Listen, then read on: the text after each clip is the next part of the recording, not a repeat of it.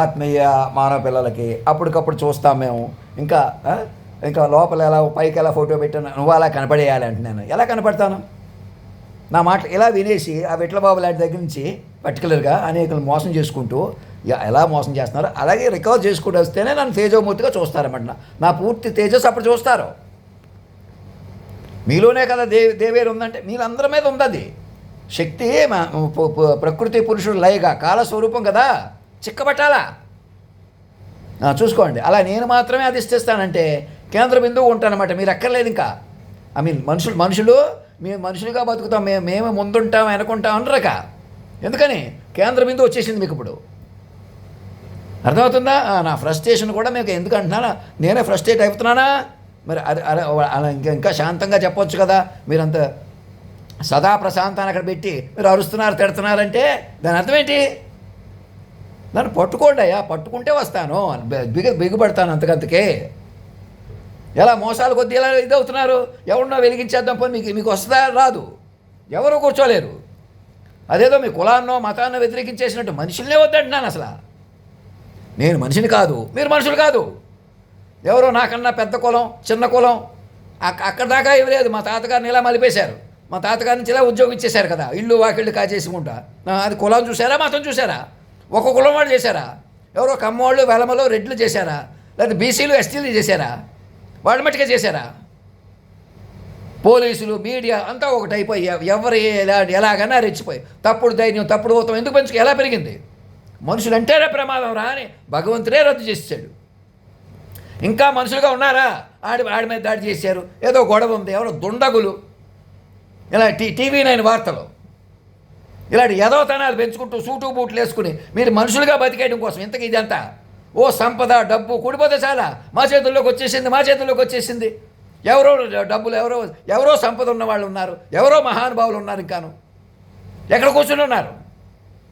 ఎక్కడికాడు కుదేలుగా అయిపోతుంటే మీరు మైండ్ పెంచుకోకుండా మాట పెంచుకోకుండా ఒక్కడికి తపస్సు లేదు. ఎవరికే కూడా ఒక్కడికైనా తపస్సు ఉందా? మరి జగద్గురువులు ఎలాగయ్యారు మీరు? ఎక్కడో స్వామీజీలు ఉన్నారు, ఎవరున్నారు? ఎవరైనా ఎక్కడైనా కూడా దేహంలో ఉండి నేను మహాత్ముడిని అంటున్నాడంటే వాడంత ఎదవలేరు. వాడిని నమ్మారంటే మీ అంత ఎదవలేరు. ఇదే చెప్తున్నాను. నన్ను మైండ్గా పట్టుకుని నన్ను దేహంగా చూడకుండా మీరు మైండ్లుగా మారిపోయి అది దైవత్వం. ఆయన జగద్గురువు. దైవత్వం, జగద్గురు తత్వం, తపస్సు, యోగం మనుషులకు పనికిరాదు. నన్ను మనిషిగా చూసినా మీరు మనిషిగా ఉన్నా బలం సరిపోక ఇలాగే ఉంటాం. ఏదో రెచ్చిపోయేవాళ్ళు, ఏదో అరిసేవాళ్ళు అందరూ ఒకటే. అదే మాయా. మేము ఎక్కడో ఏసీల్లో ఉన్నాం, నువ్వు ఏసీల్లో పడుకుని ఆ సుఖాల కోసమే కదా మేమోను. ఆ ఏ సుఖాలైనా మీరు చక్కగా మైండ్ పడితే అన్నీ సెట్ అవుతాయి. సుఖాలు అన్నీ అందరికీ అందుతాయి. మైండ్ కొద్దీ పొందుతాం. మైండ్ కొద్దీ స్థిరత్వం వస్తుంది. మైండ్ కొద్దీ కేంద్ర బిందుత్వం వస్తుంది. అందుకే లక్షల పేజీలు డాక్యుమెంట్ ఆఫ్ బాండింగ్ పెట్టాను. మీరు పవర్ పాయింట్లుగా ముందుకు రండి. ఒక్కొక్కరు ఒక ఏసీ కారు, ఒక్కొక్కరు ఒక ఇళ్ళలో కూర్చుని కొందరు ఒక 3000 మందికి ఆస్తి అంతా చేరిపోయినప్పుడు మరి అరాచకాలు చేయించరా మరి వాటి కోసం? అందుకే మనుషులే కోవటం ప్రమాదం రా అని ఎందుకు తిడుతున్నాను ఎవరినైనా అక్కడ. నేను అలా వాడికి ఏసీలు వాడు వీడు ఎవరో మహాన్ న్యూస్ వాళ్ళు మా వెనకాల పడి పెళ్ళిళ్ళు ఎలా మోసం చేశారో, ఎలా పెళ్ళిళ్ళు చేసుకున్నారో అలా కలిపేయండి రా అని చెప్పేవాడిని ప్రతి క్షణం.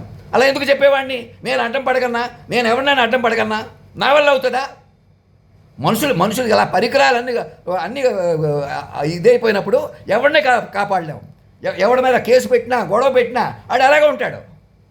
మీరు ఆ పాయింట్ ఉపయోగించుకునే ఇలా కొనసాగుతున్నారు, దరిద్రం పెంచుకుంటున్నారు. మా చేతిలోకి వచ్చేసిందని. నన్ను పట్టుకోండి రా.